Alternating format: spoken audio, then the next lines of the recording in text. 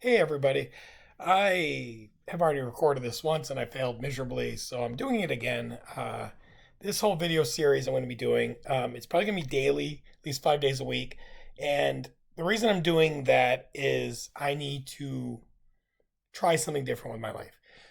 So I normally do a podcast called The Category Mistake, and usually it's okay, how I see the world, how things in the world are going, and how I deal with it, how I do things, how I see things, everything from politics to movies to um, kids I used to teach to goals for aspiration in life. Okay, everything and then some. Lately, honestly, it's been since October, early November. I have been struggling every day more and more with anxiety. Now everyone has anxiety. They're going to be like, "Oh my God, he's talking about anxiety. Oh my God, touchy." No, it's a little different than what I even used to make fun of my own adult children for, and I'm now realizing that I was a freak. I was an idiot. Okay. Um, I had students. Oh my God, my anxiety, and I'm like, suck it up, cupcake, and move on. Okay. What I realize is that yes, we do oversimplify the word anxiety. We overuse it. We don't put it in a way that it should be. We make it sound like everyone should have anxiety and there's always a way to fix anxiety and that's what we're going to do. And honestly, maybe that's the wrong way of looking at it. What I've realized since October, November is everyday problems for me stop me from doing anything in my life. Okay. I wake up in the morning and the first thing I think of is I'm bankrupt. I've got no money. My wife's going to leave me. My children are going to hate me and I'm going to be homeless tomorrow. I have thought that way for a very long time. And what I've realized is that's not normal. It's not normal. I mean, everyone thinks that once in a while. I think it every day. And some days it literally makes me just not want to look at my phone or get out of bed or talk to my wife or deal with anything because the world is going to collapse around me. Now, I've had anxiety my whole life, so hasn't most of us. But what I've realized talking through it with therapists, my wife, and other people is that logical anxiety and what I've been dealing with for the longest time are not the same thing. They're not the same thing because normal people worry about, their job or their kids, and they're like, you know what? I hope Jeremiah is having a good day today. I worry about is Jeremiah gonna die today? I worry about when I drive a car with my wife that we're gonna, get hit by a car on the side, we're gonna roll over, and we're gonna die. Years ago, I took my kids and my wife, we went on a road trip, and there was a car that was on the side of the road on fire. I freaked out, drove us through the median, over the grass, to the other side of the road, and then back around it. I freaked out so bad that got us around traffic. The kids thought it was cool. I was panicking. But what is abnormal about that is every time I drive, I think of those situations. I guess and I anticipate everyone around me driving to the point where it can drive me a little cuckoo and it makes me tired, but I keep driving. Um, and that's what this is going to be about. It's not going to be about, hey, here's a magic pill. Hey, here's some magic therapy. Hey, here's some magic mantra I do to get around my anxiety. Because I don't know how to get around my anxiety. No idea. This is more about, hey, I don't know what I'm doing. I'm taking medication. I'm talking to people. I'm doing the right thing, but I don't know what I'm doing. And every day I want to explore maybe something I learned, something I didn't learn, something that I'm doing, and maybe people leave me messages about what they're doing. And it's really just about me trying to figure out what this is that I have. okay, going on up here. Is there a way to control it or to make it to a point where I don't have interviewers at jobs worried about me and reaching out to me after I fail an interview to make sure that I'm in a good mental state, or losing a job because I start going crazy, my word crazy. My anxiety gets so high up that I start telling people off because I feel like they're letting others down. That's not a normal day-to-day activity. I've interviewed for teaching jobs lately, and a lot of them, they're like, you have great credentials, you seem like you really love teaching, but during the interview you were loud, you were fast talking, you moved around a lot, not just your hands, you couldn't sit still, you couldn't look us in the eye. um, and I realize now that was how I dealt with the anxiety of the interview because I wanted it so bad. Now, I've had jobs. I taught at St. Elizabeth Seton, loved it. I've talked about it before on my podcast. And I think to myself, well, how did I survive that?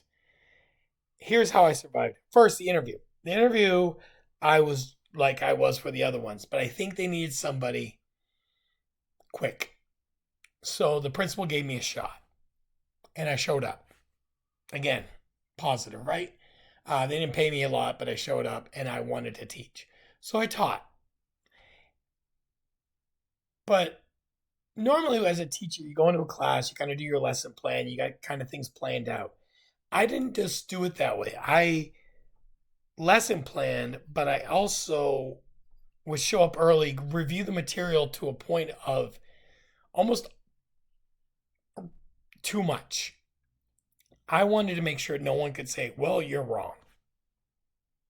I didn't want the students or the principal or another teacher call me out because I didn't know the right answer. And it was exhausting. I taught for almost 3 years there during COVID, even. And I left and I told the kids and even the principal, hey, I'm leaving. I'm going to go to school, go back to school, get my degree higher up, get a master's. And I did. I started doing that.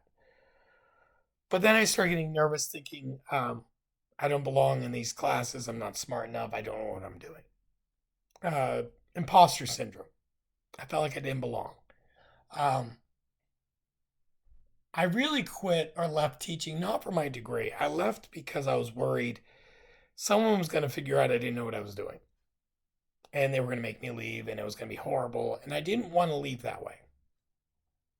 Stupid, I know. Then I taught at another school, and my anxiety kicked up so much, I started acting out in class and not being the teacher I should be.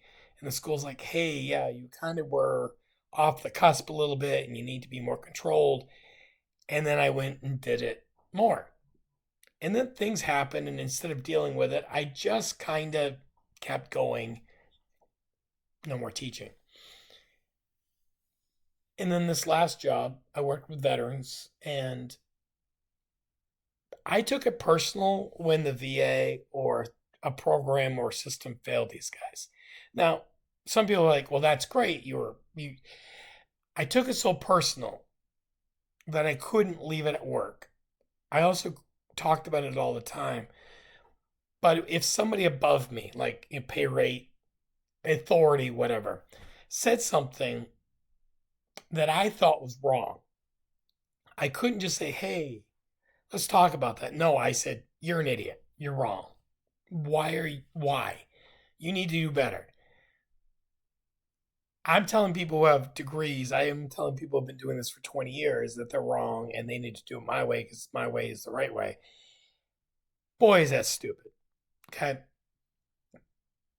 And while I struggle with anxiety, I realize I have beat up people verbally in my head and with my actions when they've talked about their anxiety.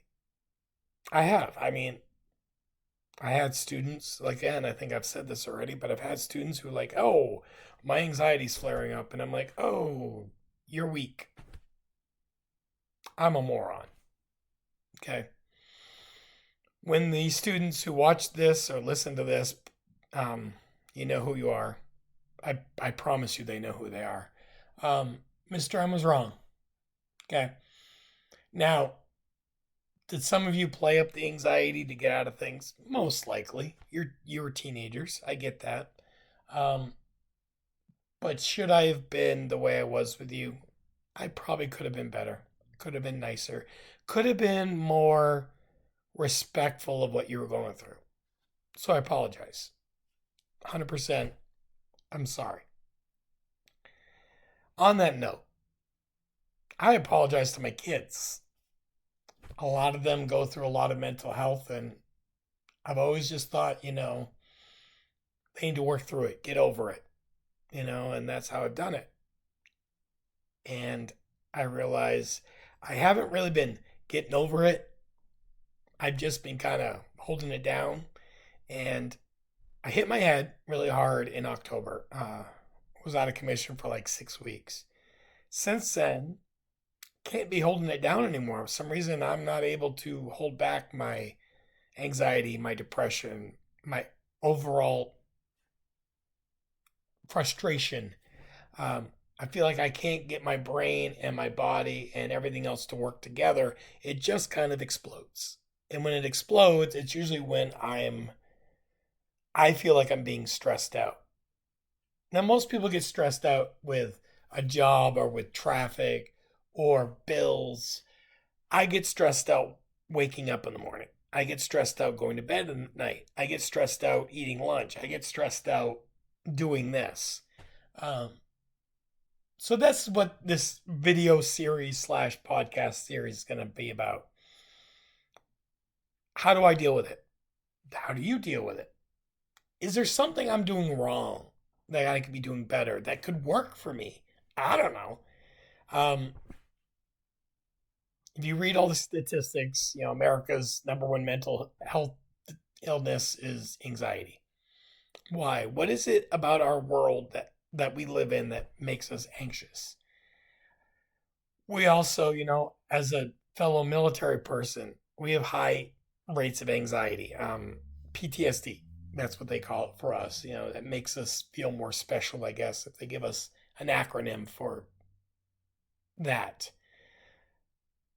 I don't want sympathy. I don't want people going, oh, look at this poor dad and soldier. The world has failed him. No, that's not what this is about. This is about how do I get better the right way?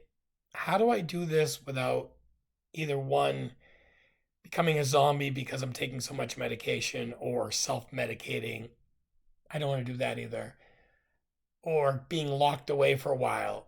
How do I get better and do it in a way where I can still be there for my wife, my kids, my grandkids, and others who are important to me without losing my mind or driving them so crazy that they don't want to be around me? So that's the plan.